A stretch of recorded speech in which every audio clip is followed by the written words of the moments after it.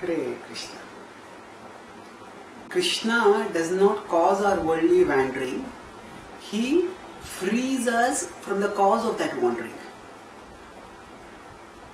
In the Bhagavad Gita in 18.61, it is stated that Krishna is present in our heart and Ishvara sarva bhutanam hriddeshe arjuna tishtati brahmayan sarva bhutani yantrarudhani mayaya. That Krishna is the Ishvara in the heart of all living beings, hriddeshe arjuna tishtati, and brahmayan sarva bhutani. Brahmayan, he, the word Brahman is often translated as Brahman is to wander. Brahman is to cause to wander. So he causes the wandering of all living beings who are situated yantra rudhani maya, on the machine made of the body, machine made of maya, that is material energy, which refers to the body. So now some people say that this verse indicates that God is the ultimate doer of everything, and it is He who is causing us to wander in material existence. That it is He because of whom we go down to lower species, we rise to higher species. Whatever we do is because of Him.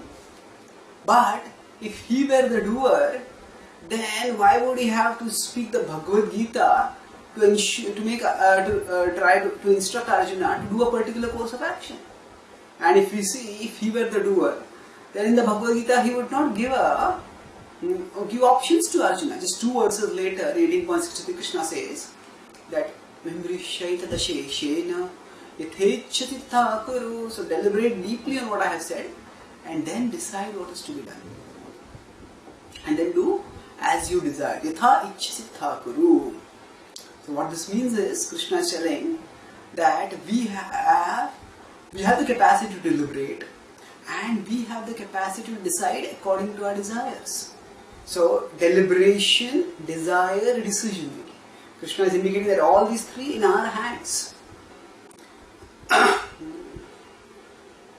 So now if we consider this deeply, then are these 2 verses saying something contradictory? 18.61 is saying that Krishna causes the wandering of all living beings, whereas 18.63 says that we can act as we desire. So to understand this, we have to look at the context. Previous to this, Krishna has stated that actually we are all controlled by our nature. And because we are controlled by our nature, so Swabhavajena Kaunteya Nibaddha Svena Karmana Kartum Nechasi and Mohat Karishyasya Vashopitad. So we are all bound by our Swabhava. Swabhavajena Kaunteya Nibaddha. We are bound by our Swabhava Svena Karmana, to our own work. So Krishna is telling essentially to Arjuna here that we cannot go beyond illusion. We need to work. We cannot go beyond the conditionings that come from our nature. Whatever is our nature, we will act accordingly, so according to Swabhava. So now if you consider Swabhava to be like one circle, within that circle, we will be compelled to act. Say Arjuna is a Kshatriya, Arjuna will be compelled by his Swabhava to act as a Kshatriya. But as a Kshatriya, he can act as a principal Kshatriya or the exploitative Kshatriya. So we all have a higher side and a lower side.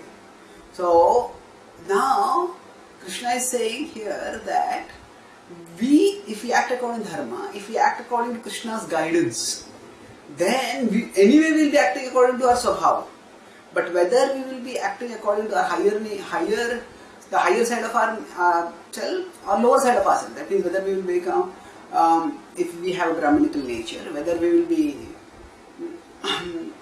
godly intellectuals or godless intellectuals, that is something which depends on us. So when he is saying that we can't avoid our nature, but we can dovetail our nature in such a way that acting according to nature we can get elevated. How do we do that? By connecting with the Supreme Lord. So that's what the next verse will state. Tameva Sharanam Gaccha Sarvabhavena Bharata Tat Prasadat Param Shantim Sthanam Praptasi Shashvatam.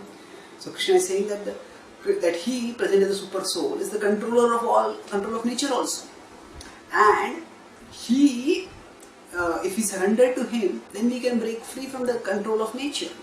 Not break free in the sense that we will be able to do something against our nature entirely, but that we will not fall to our lower nature. We will not fall to our lower side, but rather by acting according to the higher side, we will be elevated. So now here, if you look at this context, where essentially the soul is here, soul is controlled by nature and nature is controlled by Krishna. So when we say Krishna is causing the wandering of all living beings, what does it mean? Essentially it means that nature is not the supreme controller. Krishna is the controller of nature also. Our wandering is caused by nature, but nature is controlled by Krishna. Krishna has talked about it earlier also in 9.10 when he said, Maya Adhyakshena Prakriti. Nature is under my supervision.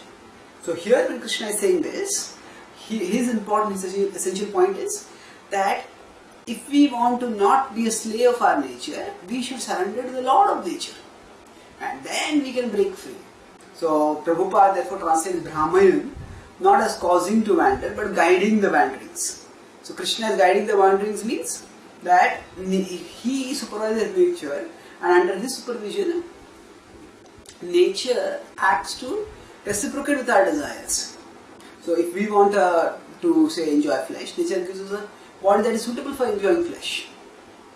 If you want to sleep, nature gives a body for polar bear where we can sleep. So the point is that nature reciprocates with our desire, and now if you desire to serve Krishna, then that is a connection higher than nature. And there, the important point is that we should not think that because I am bound by my swabhava, so I have to act according to my lower side and I have to be degraded. Yes, we have to act according to swabhava, but if acting according to our swabhava, we can still act virtuously. And to maintain to have the strength to act virtuously, to resist our lower side, we can draw strength from that one supreme being who is the Lord of nature also. So that's why Brahman here means guide the wanderings. Krishna guides how? Firstly by reciprocating with our desires through nature, and when we cultivate a spiritual desire to come to Krishna, then he guides us actively to attain Him. So here we understand that Krishna doesn't cause our wandering, rather Krishna frees us from the drag, the degrading drag of material nature, but rather offers us the elevating ecstasy by which we become free from the captivation with the modes which cause our bondage in material existence. And in this way Krishna frees us from that force which is the cause of our wandering. That's how he guides our wandering, so that they become a journey with his eternal abode as a destination. Sthanam praptasi shashvatam, as Krishna mentions in the next verse. Thank you. Hare Krishna.